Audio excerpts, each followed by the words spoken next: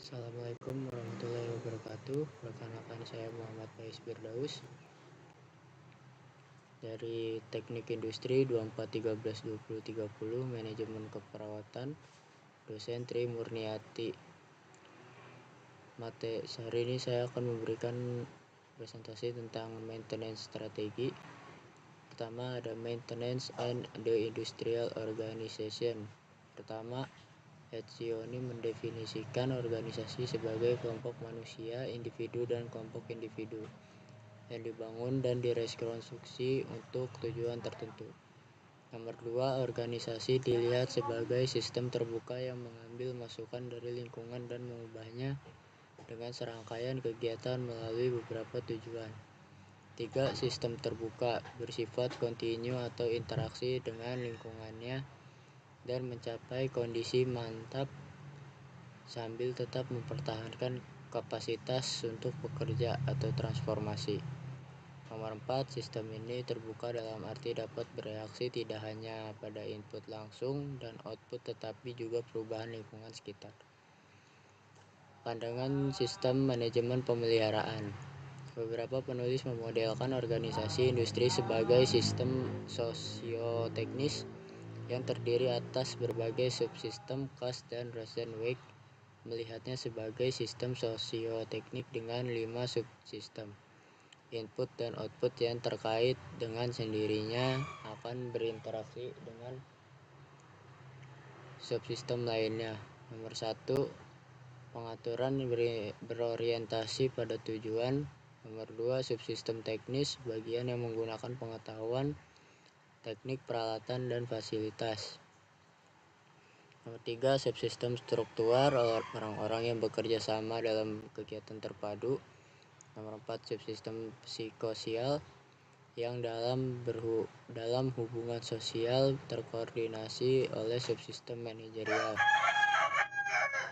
5, subsistem manajerial merencanakan dan mengendalikan keseluruhan upaya, yaitu memastikan bahwa kegiatan organisasi secara keseluruhan diarahkan menuju pencapaian tujuan. Next, fungsi-fungsi organisasi. Nomor 1, fungsi manajemen perusahaan, subsistem master, mengatur dan mengarahkan tujuan dan strategi organisasi, mengkoordinasi dan mengendalikan subsistem lainnya untuk mencapai tujuan yang ditetapkan. 2, fungsi akuisisi aset modal untuk memilih, membeli, menginstal, dan komisioning aset fisik. Suatu fungsi yang dilakukan melalui upaya gabungan dari beberapa subsistem lainnya, misalnya desain, keuangan, proyek. Nomor 3, pemeliharaan untuk mempertahankan integritas aset fisik dengan memperbaiki, memodifikasi, atau mengganti seperlunya saja. Next, formulation maintenance strategi, yaitu merancang strategi optimal untuk mempertahankan proses produksi di industri yang memiliki tujuan. Gambar 41. Nomor 1, menyediakan pengelola pemeliharaan dengan pendekatan yang komprehensif dan sistematis. 2, merancang organisasi pemeliharaan dan pengaturan sistem dokumentasi dan kontrol yang sesuai. Next, ada perencanaan pemeliharaan strategis, ada pada gambar 42. Nomor 1, proses pemikiran strategisnya dimulai dengan tujuan pemeliharaan yang lebih rendah dari tujuan perusahaan. 2, dilanjutkan melalui organisasi rencana kehidupan melalui kontrol. 3, fungsi pemeliharaan mungkin dipengaruhi oleh hubungan dinamisnya dengan fungsi produksi harus dipahami dengan jelas. Setelah hal ini terjadi, selanjutnya dapat ditentukan untuk mencapai tujuan pemeliharaan. Mengasumsikan departemen produksi dan pemeliharaan terpisah, memiliki manajer dan anggaran terpisah. Fungsi dan tujuan pemeliharaan tetap berbeda dari fungsi dan tujuan produksi. Dalam kasus ini, jauh lebih mudah untuk memastikan bahwa tujuan produksi dan pemeliharaan adalah cocok terkait dengan memaksimalkan profitabilitas dalam jangka panjang yang mengakui kelangsungan hidup perusahaan sebagai tujuan itu sendiri. Tujuan pemeliharaan dan produksi tidak dapat dipisahkan dan keduanya harus kompatibel dengan tujuan perusahaan. Next ada beban kerja. A. Jadwal dipengaruhi oleh rencana produksi yang merupakan fungsi dari permintaan pasar, pola operasi, redundansi pabrik, penyimpanan antar tahap dan tahap akhir, dan lain-lain. B. Jadwal pemeliharaan menghasilkan beban kerja pemeliharaan. C. Beban kerja adalah pengaruh tunggal terbesar dalam ukuran dan bentuk pemeliharaan organisasi.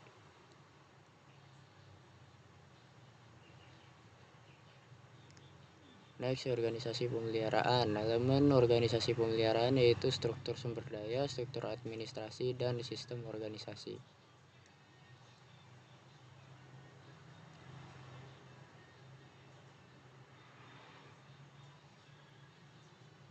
Struktur sumber daya ada pada gambar 43. A. Struktur sumber daya adalah tata letak dari tenaga kerja, suku cadang, dan alat dan informasi, fungsi, komposisi, ukuran, dan logistiknya. B. Tujuan desain struktur sumber daya untuk mencapai pemanfaatan sumber daya yang terbaik, untuk kecepatan respon dan kualitas pekerjaan yang diinginkan. Hal ini sebagian melibatkan kecocokan terbaik dari sumber daya untuk beban kerja. Dalam rotasi penggeseran, penggunaan tenaga kerja, kontrak, fleksibilitas antar pabrik, dan pemilihan produksi dapat mempengaruhi proses pencocokkan ini. Next, struktur administrasi ada pada gambar 44. Ini dapat dianggap sebagai hierarki peran kerja, diberi peringkat oleh otoritas dan tanggung jawab untuk memutuskan apa, kapan, dan bagaimana pekerjaan pemeliharaan harus dilakukan. B. Keputusan kunci dalam desain administrasi pemeliharaan dapat dibagi antara bagian atas dan struktur bawah. Next ada perencanaan pekerjaan pemeliharaan ada pada gambar 45. Desain perencanaan pekerjaan pemeliharaan bertujuan untuk mendapatkan keseimbangan antara biaya perencanaan, sumber daya, dan penghematan secara langsung dan tidak langsung. Biaya pemeliharaan dihasilkan dari penggunaan sumber daya tersebut. Sistem perencanaan dirancang di sekitar struktur sumber daya itu. Memiliki sistem perencanaan shift baris pertama, sistem perencanaan akhir pekan ada pada baris kedua, dan sistem perencanaan penutupan tahunan di baris ketiga tidak diperlihatkan secara terperinci. Organisasi pemeliharaan merancang organisasi membutuhkan banyak keputusan yang saling terkait yang harus dibuat masing-masing dipengaruhi oleh berbagai faktor, seperti di mana menempatkan tenaga kerja, bagaimana fleksibilitas antar unit, siapa yang bertanggung jawab untuk suku cadang, bagaimana memutuskan tanggung jawab untuk operasi dan pemeliharaan pabrik. Next ada sistem kontrol pemeliharaan. Sistem kontrol kerja melengkapi perencanaan kerja. Sistem ini fungsi utamanya adalah mengontrol alur kerja preventif dan korektif melalui prosedur prioritas pekerjaan dan melalui informasi tentang masa depan. Ketersediaan sumber daya.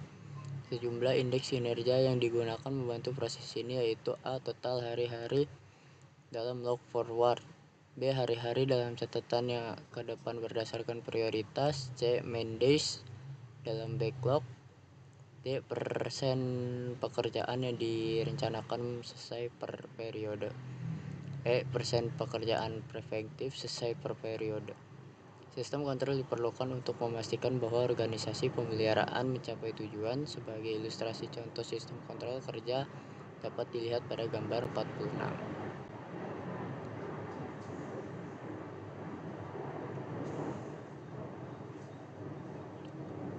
Dokumentasi pemeliharaan. Beberapa bentuk sistem dokumentasi formal untuk pengumpulan, penyimpanan,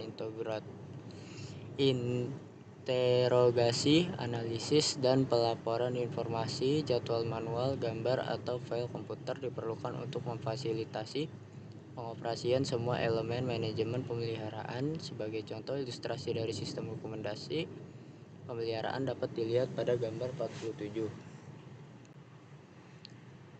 Next ada proses pemikiran strategis. Departemen pemeliharaan membutuhkan strategi manajerial. Proses pemikiran itu ditunjukkan pada gambar 48 dimulai dengan reaksi penjualan produksi ke permintaan pasar, perubahan yang dihasilkan dalam pola operasi pembangkit dan peningkatan produksi, perencanaan pemakaian jangka panjang yang membutuhkan rencana pemeliharaan. Jadwal pemeliharaan yang diubah atau dimodifikasi. Dengan demikian, perubahan beban kerja, memodifikasi organisasi dan sistem perawatan, memahami dan menerapkan jenis strategi, analisis sistem manajemen pemeliharaan yang efektif. Next ada managing maintenance strategi, ada pada gambar 49. Proses manage strategi adalah mengatur dan memadukan kegiatan manajemen pemeliharaan untuk mencapai tujuan. Proses ini juga menganalisis bahwa tujuan ini selaras dengan tujuan perusahaan. Proses ini harus memimpin dan melakukan elaborasi prosedur pemeliharaan, standarisasi dan harmonisasi operasional berdasarkan praktik terbaik, dan menjaga semua dokumentasi diperbarui dan disetujui sesuai dengan aturan pemeliharaan yang mencakup rencana aksi, prosedur, manual, dan panduan, peraturan dan perundang-undangan, jenis teknis instruksi, spesifikasi, format, dan basis data. Proses manajemen strategi akan menghasilkan rencana aksi untuk mengatasi semua fungsi operasional yang menetapkan proses, pola operasional, mekanisme koordinasi, standarisasi staf, keterampilan, tugas kerja, aturan, dan hasil. Next ada mendefinisikan organisasi pemeliharaan. Pada saat membuat organisasi pemeliharaan, ada masalah kunci yang perlu dipertimbangkan saat menentukan fleksibilitas dan efisiensi untuk mencapai sasaran, seperti A. Jenis hubungan internal dan eksternal dengan pemasok, B. Tingkat hierarki untuk kegiatan operasional dan manajemen, C. Sentralisasi dan desentralisasi operasional dan manajemen, D. Penggunaan sumber daya internal atau eksternal subkontrak untuk kegiatan pengembangan, E. Pengukuran dan pengembangan keterampilan dan spesialisasi staf teknik, dukungan pada teknologi informasi dan komunikasi. Next ada mengelola strategi pemeliharaan, ada pada gambar 50. Desentralisasi ketika jumlah kompetensi yang terlibat tinggi dan tingkat pengelolaan pengetahuan juga tinggi, maka pendelegasian dan desentralisasi digunakan sehingga perusahaan lebih fleksibel. Outsourcing ketika bobot strategi kegiatan dalam bisnis rendah dan dukungan pada ICT maju dalam kendali dan pemantauan, maka keterlibatan pihak eksternal bisa lebih efisien, terutama ketika memilih mitra yang lebih khusus. Efisiensi dan efektivitas ketika jumlah organisasi lintas operasi per proses rendah dan jumlah kompetensi juga rendah, maka efisiensi dan efektivitas dalam operasional akan meningkat. Next, merancang organisasi. Untuk mendesain organisasi pemeliharaan dalam jaringan, kita harus mempertimbangkan masalah yang disebut di atas, serta kemungkinan hukum dan geografis lainnya. Persyaratan untuk menyediakan layanan di area distribusi yang bersangkutan. Ada 3 jenis: struktur organisasi, dekonsentrasi, delegasi, dan devolusi. Next, dekonsentrasi ada pada gambar 51. Struktur organisasi yang otoritas pengambilan keputusan dalam anggaran dan teknis pertimbangannya sangat terpusat untuk mengawasi operasi di daerah terdistribusi.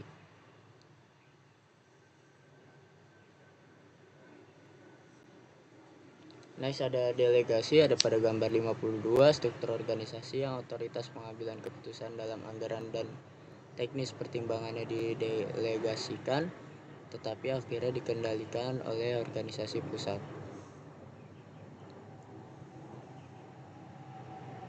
Next ada devolusi, ada pada gambar 53. Struktur organisasi yang otoritas pengambilan keputusan dalam anggaran dan teknis pertimbangannya adalah quasi transfer ke area distribusi, meskipun kolaborasi di antara area-area dapat dibentuk dalam beberapa masalah. Next, ada 3 jenis organisasi. A. Fungsional, ketika personel diatur oleh kelompok teknis, dipandu oleh pengawas dan dipimpin oleh manajer yang sama. B. Berorientasi pada proses, ketika personel diatur oleh partisipasi mereka dalam proses secara mandiri sesuai dengan keterampilan dan kapasitas mereka. C. Matriks, ketika personil diatur dengan ketergantungan ganda, satu dari kapasitas fungsional dan lainnya tergantung pada partisipasi mereka dalam proses atau proyek. Karena itu, setiap teknisi memiliki 2 manajer.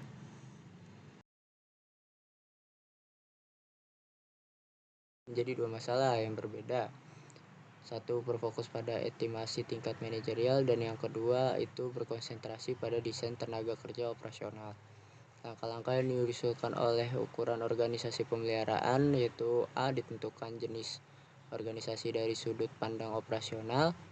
B. Tentukan aktivitas operasional dasar. C. Menganalisis kompetensi manusia untuk melakukan kegiatan. D. Ditentukan spesifikasi pekerjaan sesuai kompetensi. E. Alokasikan kegiatan untuk spesifikasi pekerjaan. C. Klasifikasikan aktivitas terkait jenis pelaksanaannya, mendesak, terjadwal, atau terlambat.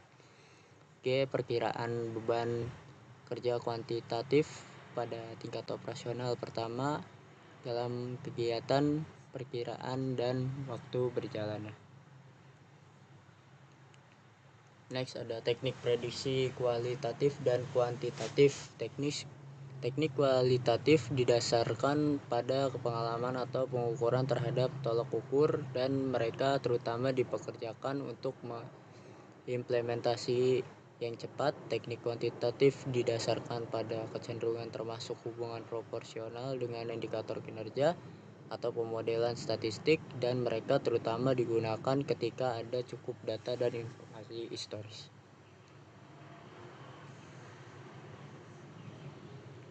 Next, ada outsourcing service in maintenance. Outsourcing didefinisikan sebagai pelimpahan fungsi bisnis secara keseluruhan atau sebagian ke perusahaan lain bersama dengan bagian kontrol administrasi dan operasional. Hubungan kontrak dibuat antara dua perusahaan pemasok dan pelanggan. Alasan pemilih outsourcing ada pada gambar 54.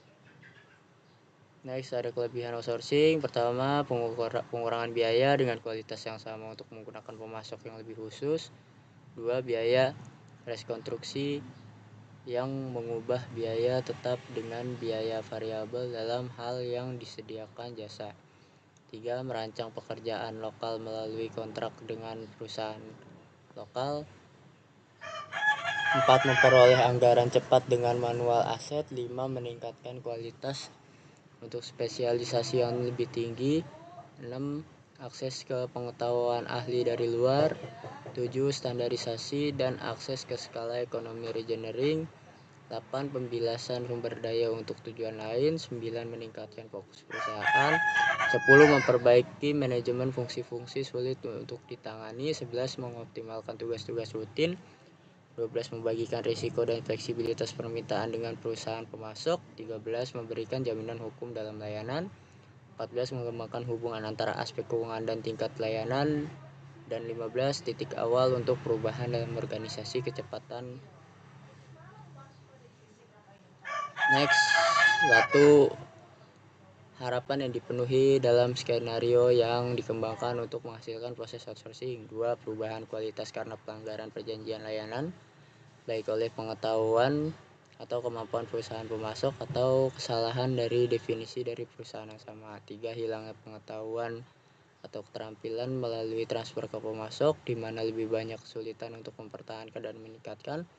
4. Kehilangan kontrol atas fungsi eksternal sumber pembelajaran untuk staf internal. 5. Ketergantungan oleh pemasok dapat menimbulkan konsekuensi yang merugikan bagi klien. 6. Kehilangan keamanan oleh staf yang dipindahkan ke pemasok. 7. Opini publik dan internal karena pekerjaan outsourcing untuk perusahaan lain. 8. Hilangnya motivasi staf karena dapat menciptakan perasaan keterasingan di dalam perusahaan klien bahwa pekerjaan mereka tidak bernilai.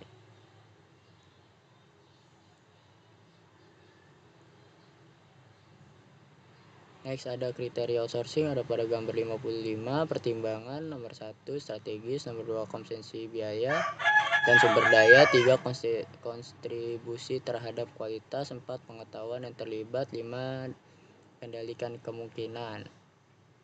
Next ada maintenance budget, biaya pemeliharaan dapat diukur dengan metode aktivitas based costing, yaitu pembiayaan berbasis kegiatan, aktivitas berbasis sistem akuntansi, yaitu A. memilih basis biaya, B. menelusuri sumber daya untuk kegiatan, C. menentukan ukuran aktivitas, D. menetapkan kegiatan sekunder, E. menghitung biaya aktivitas, dan F. menentukan pengukuran kinerja aktivitas. Next ada scheduling maintenance work. Pertama berurusan dengan masalah penentuan kekritisan aset dalam jaringan, dan kemudian mendiskusikan metode untuk menetapkan tugas prioritas, mempertimbangkan faktor-faktor lain seperti urgensi kebutuhan dan peringkat pelanggan. Ada metode penentukan aset criticality, metode yang dapat digunakan untuk memprioritaskan aset menurut kritisannya dengan analytical hierarchy proses. AHP meliputi dekomposisi, penilaian komparatif, dan komposisi hierarki atau sintetis prioritas. Next ada dekomposisi. Prinsip dekomposisi diterapkan untuk menyusun suatu masalah kompleks menjadi hierarki cluster, subcluster, dan sebagainya, ada pada gambar 56. Next, penilaian komparatif digunakan memperoleh prioritas lokal dari elemen dalam klaster sehubungan dengan induknya. AHP menggunakan satu set perbandingan 1:1 untuk mengevaluasi alternatif di bawah setiap kriteria. Komposisi hierarki atau sintesis prioritas. Prinsip komposisi hierarkis sintesis diterapkan untuk memperbanyak prioritas lokal dari elemen-elemen di dalam sebuah klaster oleh prioritas global dari elemen induk, menghasilkan prioritas global untuk elemen level terendah. Prosedur yang harus diikuti untuk analisis AHP yaitu 1. menyatakan tujuan, 2. menentukan kriteria, 3. mengidentifikasi alternatif, 4. menentukan skala setiap kriteria, 5. alternatif evaluasi untuk masing-masing kriteria, 6. menghitung penilaian pada pasangan kriteria alternatif dan tentukan kriteria pembobotan dan konsistensinya. 7. menentukan hierarki kekritisannya peralatan akhir. Oke, terakhir metode menentukan activity priority. 1. menimbang bahwa jumlah kegiatan bisa melebihi ukuran sumber daya atau waktu untuk resolusi yang tepat dalam utilitas jaringan. Mekanisme yang dinamis harus ditetapkan untuk mengaturnya sebagai kepentingan mereka dan memaksimalkan manfaat yang menghasilkan biaya yang ditimbulkan pemeliharaan. 2. metode yang paling banyak diterima atau dipakai adalah Nuremberg. Faktor-faktor penting dengan nilai dari kepentingan tertinggi hingga kepentingan terendah, tingkat kebutuhan urgensi, tingkat peringkat pelanggan, dan tingkat kekritisan peralatan. Oke, cukup itu aja yang saya presentasikan. Mohon maaf jika ada suara yang terganggu. Mohon maaf jika ada yang kurang. Sekian dari saya. Assalamualaikum warahmatullahi wabarakatuh.